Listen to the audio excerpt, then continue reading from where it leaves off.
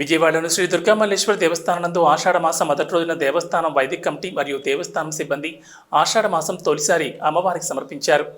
ఈ కార్యక్రమంలో ఏవో రామారావు, స్థానాచార్యులు, అర్చకులు, వైదిక కమిటీ సభ్యులు, దేవస్థాన సిబ్బంది పాల్గొన్నారు. భక్తులు వేలాదిగా వచ్చి అమ్మవారికి ఆషాఢ మాస సారి సమర్పించి దర్శించుకోవాలని తెలిపారు. స్మస్థైస్మృత మతిమతీవ శుభాన్ దదాసి దారిద్ర్య దుఃఖ భయహారిణికాత్మధన్య సర్వోపకార కరణాయ దయార్ద్రజిత్త. కరుణా దయార్ద్ర కలిగినటువంటి దుర్గామ్మవారికి ఈ ఆషాఢ మాసంలో వారాహి నవరాత్రోత్సవ మాసం. ఈ మాసంలో గనక అమ్మవారికి సౌమంగళ్య ద్రవ్యములు గనక సమర్పిస్తే ఆమె శాంతి స్వరూపంగా మనకి అనుగ్రహించి సకల సౌభాగ్యాన్ని ఇస్తుంది, పాడి పంటలు పండింపజేస్తుంది. అందున ఈ సంవత్సరం నుంచి వారాహి నవరాత్రోత్సవాలు కూడా దేవస్థానం ప్రారంభం చేస్తున్నది.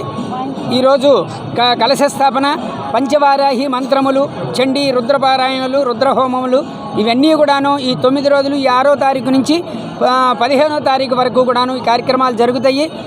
తర్వాత శాకంభరి ఉత్సవాలు ఇవన్నీ కూడాను అందులో యతీశ్వరులు అందరూ కూడాను ఈ మాసంలోనే చాతుర్మాస్య దీక్ష తీసి లోక కళ్యాణం చేస్తూ ఉంటారు.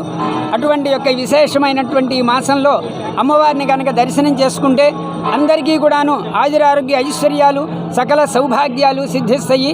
50 మంది భక్తులు అందరూ కూడా ఈ చక్కని అవకాశం వినియోగం చేసుకుని అమ్మవారి యొక్క కృపకు పాత్రులు కావాల్సిందిగా మనవి చేస్తూ అందరికీ కూడాను శుభ ఆహ్వానం.